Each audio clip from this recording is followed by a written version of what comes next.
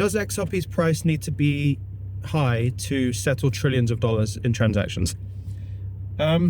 So this is a common question that everyone kind of asks. And it comes twofold. One side of this is very much like, okay, this person doesn't understand market complexities, and that's through no fault of anyone. Like, who wants to dive into the financial system? Basically no one, except for me. And the other side of this is this lingering holding on to what David Schwartz said in 2017. And I feel confident enough in what I understand about liquidity in the financial system to say, you know, I'm happy for me and David to go in on this. Like, I know David is a genius and I'm just some random guy, but I do believe that, you know, the moment when David Schwartz was talking about a high price for XRP, saying it doesn't need to be dirt cheap, I do think it was a reflection of the needs of the financial system at that time in 2017, that we were working in a world of correspondent banking, where banks actually had to hold vast amounts of different currencies just to provide the liquidity to do these transactions. And when you include XRP into that whole world, obviously it makes sense that for efficiency purposes, you're going to want XRP to be a high price if it's going to be held by these banks, because then you can move fewer tokens.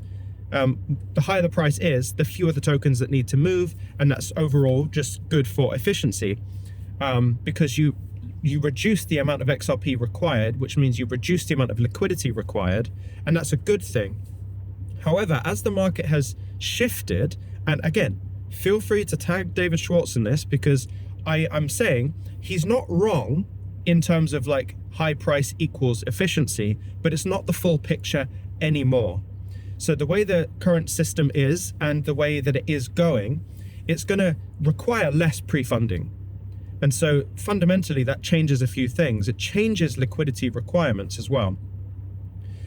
I do believe that in the future, institutions are consistently going to favor speed instead of the price of the asset, because it's my opinion, and I guess it's my opinion, yeah, this is what say Lou after all. But it's also founded in the actual data and the numbers and the research, right? I'm not just forming the opinion out of nowhere. And it's that if there are two ways to get to efficiency, right? So if efficiency is what we are striving towards, which would be reasonable to assume, there are two ways to get efficiency from liquidity. That's from the money that's sat there. We presume that will be XRP. There's a chance it might not be, but everything's pointing that way. So if we look at it that way, we can have a high-priced asset, so a high-priced XRP, and that would increase efficiency. The other option is that we have a smaller refresh rate. Now, a refresh rate is how often is every single XRP reused. This is different to TPS, by the way. That's transactions per second. Transactions per second are an XRP ledger thing, whereas a refresh rate is something these are rules that are set by the BIS and the IMF. They decide the rules for those things. Now, the faster you move the liquidity, the less liquidity you need. And so it's the same result. Either high price or a fast speed result in the same thing. And so if the desire is to have immediate efficiency, they're just going to turn the speed up rather than wait for the price to go high. I also have to, say, I don't believe in that the institutions have all come together on a price for XRP and predetermined it. I don't believe that to be the case.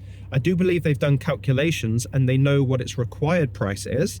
I would say that with that knowledge of the required price, it's probably a lot lower than people realize, because direct utility isn't directly correlated to a high-priced asset. There are other elements that create a high price.